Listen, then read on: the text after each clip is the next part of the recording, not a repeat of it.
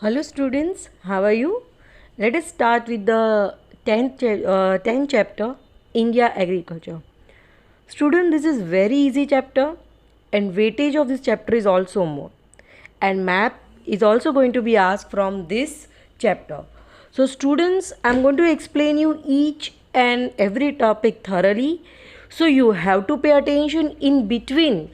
I will tell you important questions also that will ask in the board examination for section A, for section B, for section C, or even section D in map also. So you have to listen very carefully. Okay. So before I explain chapter to you all, you have to open the textbook in front of you. Okay.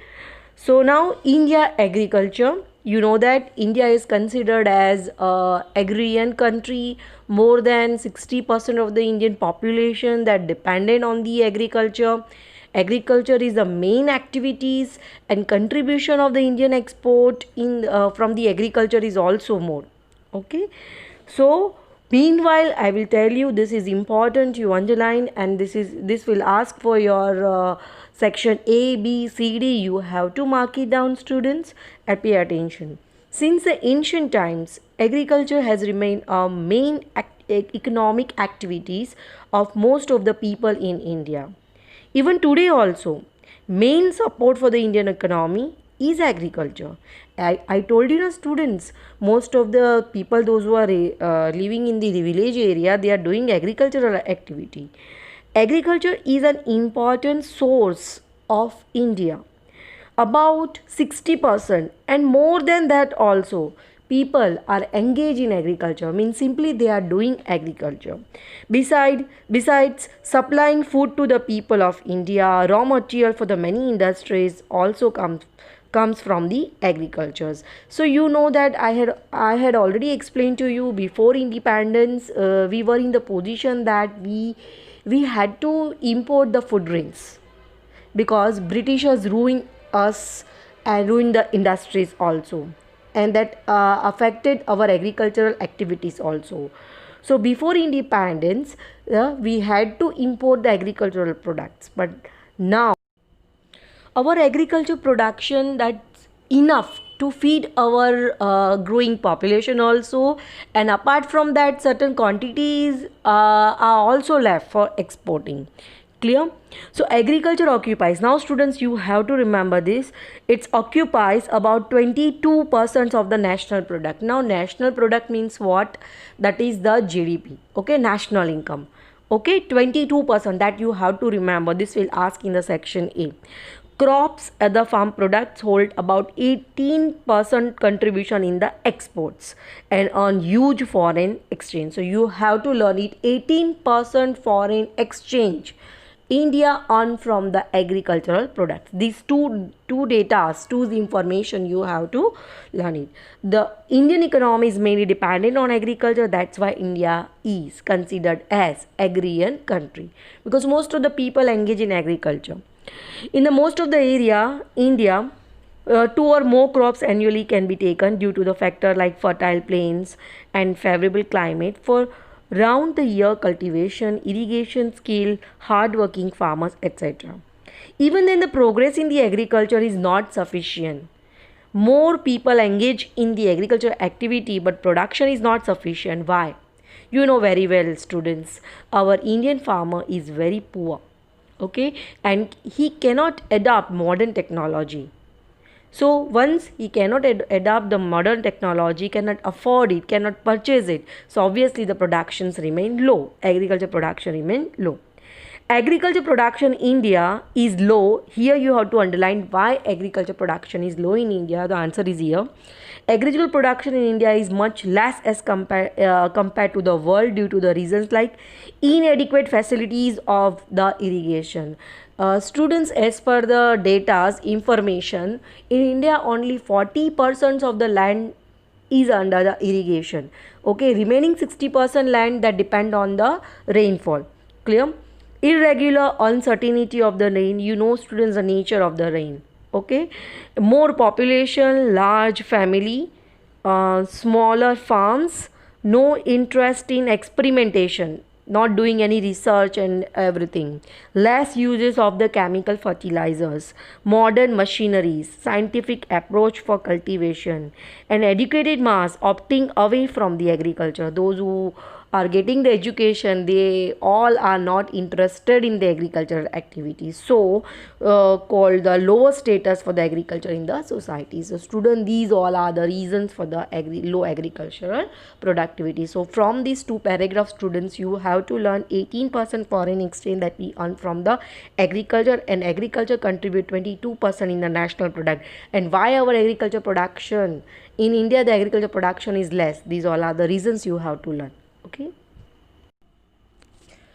Now students, types of farming. Student, this is very important question. This will ask in section C also, in section D also, for 3 marks also, and for 4 marks also, students. So you have to learn it all. So total here 6 types of farmings are given to you. You at least you can learn 5. Okay, so I will explain you each and every types thoroughly and properly, so just pay attention, students. So types of farming, very important question for section C and D, students. Okay, so just pay attention. The socio-economic conditions for the people of India, administrative policy, and the entire Indian economy are associated with the agriculture. So following are the types of the farming. First, subsistence farming. Simply, I will tell you, this type of farming mostly practiced in the villages. The poor farmer who produce a amount of the production that can satisfy their family only.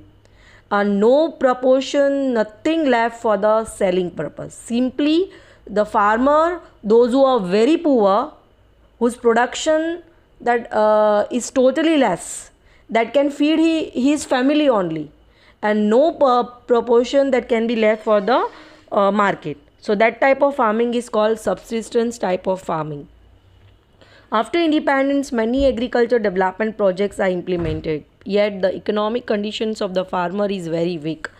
Even today also, costly seeds, fertilizers, use of the insecticides are not affordable in the smaller farm holding. The farm production is just sufficient for his family and consume in the maintenance of the family. So this is considered as subsistence type of farming. Nothing is left for the commercial purpose, for selling purpose. Indian agriculture is considered to be an activity of life maintenance only. Means the poor farmer that produce less because he is poor, he cannot able to purchase modern technologies, modern machineries also, proper seeds also, insecticides also, pesticides also, chemical fertilizer also. Because of this, their production is less, and whatever he produce, that everything utilized by his family. Okay, nothing is left for the selling purpose. He can be able to earn the money also. That's why it is called as agriculture activity, is activity for the life maintenance only. Such type of farming is considered as subsistence type of farming. Now dry farming. Wherever rainfall is less, inadequate means, students, less. Irrigation facilities are also not proper. Farming is totally dependent on rain, 4 months of monsoon. Only one crop is taken throughout the humidity and accumulated within the land. So this is known as dry farming. Simply, students, where rainfall is less, inadequate, farming is totally dependent on the rainfall, irrigation facility is not there. So the such type of farming is called dry farming. Clear? Crops like java, millet, pulses which require less water are grown here in Gujarat. Wheat and gram are grown in the humid soils after the monsoon is over. Now wet. Simply, wet is opposite of dry farming. Okay, where there is a heavy rainfall and adequate facilities for the irrigation. Follow, students? Wet farming is opposite of dry farming. If there is no rainfall, if it is improper rainfall, more than one crop is taken with the help of the irrigation facilities. Like paddy, sugarcane, the crop which require more rainfall are grown. Okay, and wheat and vegetables are also grown. Now this is very interesting, students. Shifting agriculture, students, if you have remember, I had already taught to you in the 9th standard that shifting agriculture, the agriculture that shifted. I told you that this type of farming okay, that done by the Jum tribals, those who are living in the forest area. Okay, they cut the trees or they slash burn the trees and make the patch of the land. Okay, doing the agricultural activities, they are doing the agricultural activities without using any fertilizers and manure and all. They are doing agricultural activities, still the fertility of the land that is not over. Once the fertility of the land over, they shifted to another part of the forest. They remove the trees, they cut the trees or slash burn the trees. They just clear the patch of the land and they are doing the agriculture activities. In this way, they are more shifting from one place to another. That's why it's considered as shifting agriculture. And this agriculture, another name is also given Jhum cultivation, because this type of agriculture activities that conducted by the Jhum tribals, those who are living in the forest. Here the forests are burnt, either burnt or clear. Farming is carried out here. The farming take place for 2 or 3 years. Once the soil fertility reduce, the area is abandoned. Abandoned मतलब cancel. उसको cancel कर देना. And they started moving to the another place and started cutting off and burning of the trees. And same method is applied for the start the farming at other place. So this is called Jhum cultivation, students. So here cereals or vegetables are grown in this type of agriculture. So this production is very less because they are not using any modern methods. They are not using any fertilizers, fertilizers. That's why production remains low. Now plantation agriculture, students, this type of agriculture, you know, the agriculture of rubber, tea, coffee, cocoa, coconut, apple, mango, oranges, grapes, amla, lemon, kharek, etc. are reared with a great care. Okay, so such type of agriculture is called plantation agriculture. Follow, students. And this type of agriculture required huge finance, capital investment means finance, skill, technical knowledge also required, machines also required, fertilizers also required, protection required from all the 4 sides, then transportation facilities also required. So plantation agriculture then abundant in more quantity the crops that grown with the help of the modern technology and more finance required, that's considered as the plantation agriculture. Now students, 6th, intensive farming. So here one farming is not given, extensive or intensive. Intensive farming means what? Using the same land. Okay, there is no extension of the land, and using of the modern methodology like HYV seeds, then modern methodology, then chemical fertilizer and all, the agriculture production increased 2 or 3 times, manifold times. So that is called as intensive agriculture. And extensive, you know, modern methodology uses, but simply addition of the land means extension of the land and agriculture production increases, that considered as a extensive farming. So students, you have to learn only intensive farming is mechanized by way of farming through utilization of increasing irrigation, use of use of chemical fertilizer, insecticides, other modern methods, mechanical equipments. Cash crops grow more in this type of farming. Per hectare production has increased very much here. So the area sown under this land, under these crops has increased. So more importance is given to the economic returns, means money, in this type of the farming is called as commercial farming. Okay, students. So these all type, total 6 type of farming. This is very important question, students. Once again I am telling you, you have to learn at least 5 types of farming, students. Now next topic, farming methods. How Indian farmers are doing their agricultural activities. There are 2 methods. That's organic farming. Okay, they are using the only organic manures, no chemical fertilizers and all, no insecticide, pesticides, everything. Totally organic method, that's considered as organic farming. Okay, so organic farming, subsistable farming, mixed farming are some of the current methods of farming in India. Now organic farming, the rate at which the chemical fertilizers, insecticide are used, the destructive, because you know chemical fertilizers are very dangerous, so destructive effects of the chemical is also felt. So due to this, the presence of chemicals and insecticides in grains, vegetables and fruits that affect our health also and hygiene also, and damage cost to the environment also. The productive capacities, the fertility of the land is that totally reduced. That has reduced. So due to which the crop production of the land quality were also reduced for the long period of time. Now here just pay attention, organic farming is the method of farming in which the urea or other chemical fertilizer, insecticides are not used. Students, you keep in mind that chemical fertilizers, insecticide and pesticides are not used in the organic farming. For the nutrition of the crop, dung, cow dung, earthworm fertilizers, composite fertilizer are used.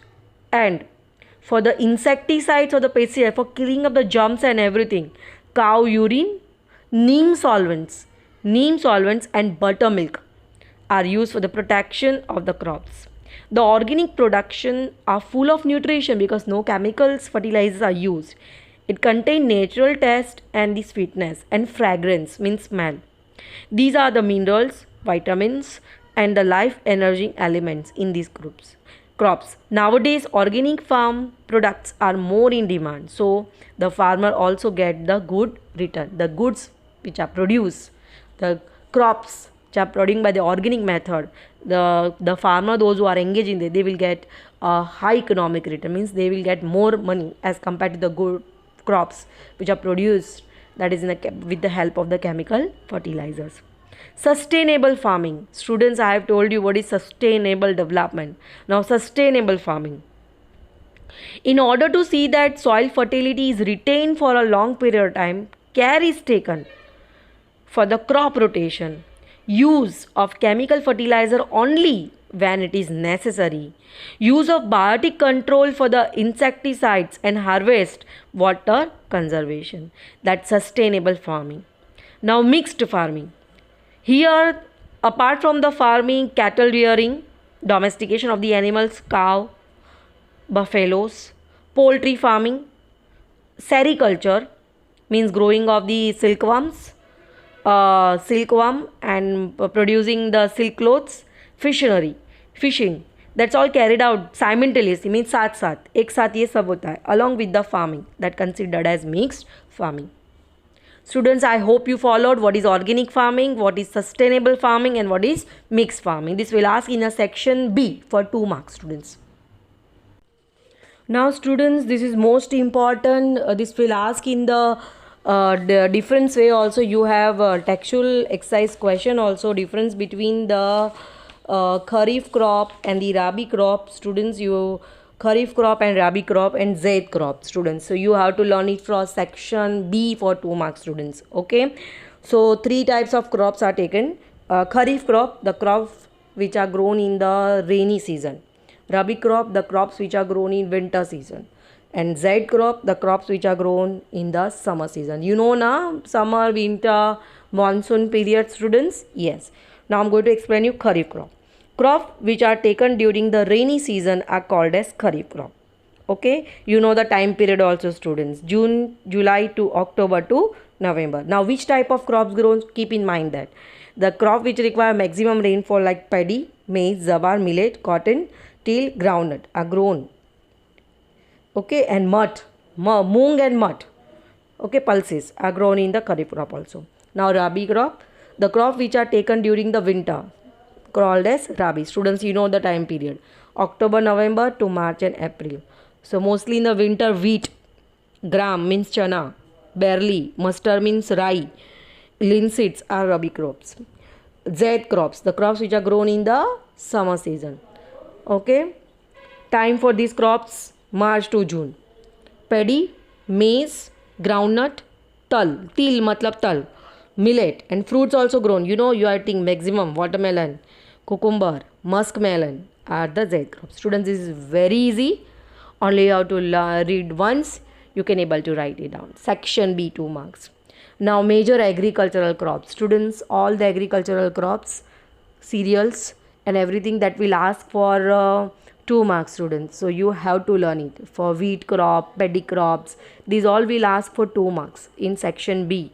So no need to skip it and you have to learn it. You have to learn the time period, temperature requirement and the this rainfall requirement, which land fertility of the land requirement, which state grown such type of crop. This thing you have to remember.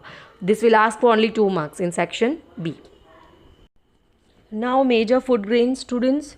So food grains cultivated about 75% of the total area sown, and 50% of the total productions come from the grains. So major food grains are as follows. So students, I taught you paddy matlab rice and wheat. These all food grains are very important, students. This will ask for 2 marks. As I told you earlier also, weightage of this chapter is more as compared to other chapters. Okay, so section B, 2 marks, describe paddy crop. Okay, so paddy is the most important crop. A majority of the world, about half of the population of India uses rice, mostly the peninsular southern type, those who are living in the southern side of the India and the eastern side. Here you underline India stands second in the world after China. This will ask in the MCQ. Paddy sown over 1/4 to the total sown area. Paddy is a crop of the torrid zone, hot and humid climate. Minimum temperature, I told you students, you have to learn temperature also and rainfall requirement also. 20 degrees Celsius. Fertile alluvial soil required, and paddy crop required maximum rainfall more than 100 centimeter rainfall. Okay, wherever the rainfall is less, like Punjab, Haryana, Uttar Pradesh, this crop is taken with the help of the irrigation facilities. This crop require human labor. Okay, West Bengal, Tamil Nadu, Andhra Pradesh, Telangana, Bihar, Orissa are the major producing states. I told you South Indian states and the eastern states are the major paddy producing states. This crop is taken 2 or 3 times in West Bengal, Uttar Pradesh, Bihar, Orissa, Tamil Nadu. And students, in Gujarat also paddy is grown wherever rainfall is good. Surat, Tapi, Panchmal, Ahmedabad, Kheda, Anand, Valsad district. Paddy requires more water. However, instead of keeping the paddy fields fully under water, paddy is grown by the irrigating through sprinklers using less water. So students, for 2 marks you have to learn it paddy. Now another most important crop is wheat. Okay, it is second important crop of India after paddy. And wheat is grown over 1/3 of the arable land of our country. This is the most important food of the people, those who are living northwest India. Okay, staple food, substantial food of this. Now students, wheat crop is another important crop. Mostly it is a substantial food of the north and west India. Students, wheat crop is very important. 3 types of question will ask from this question. Describe wheat food. Okay, second question, why wheat is called a king, why Punjab is called as a wheat bowl. Okay, second question. Third question, why wheat is also called as king of grains. So 3 types of question will ask from this, and this will ask for section B, 2 marks. Okay, now just pay attention. Wheat is a rabi crop of temperate zone. It requires black, fertile loamy soil, required 75% centimeter, more than that of rainfall. Wheat is grown in the regions of less rainfall with the help of the irrigation facilities. Wheat cannot be grown in the area where rainfall is more than 100 centimeter. Less labor force is required as mechanization is introduced in the wheat cultivation. After Green Revolution, the wheat production is almost double.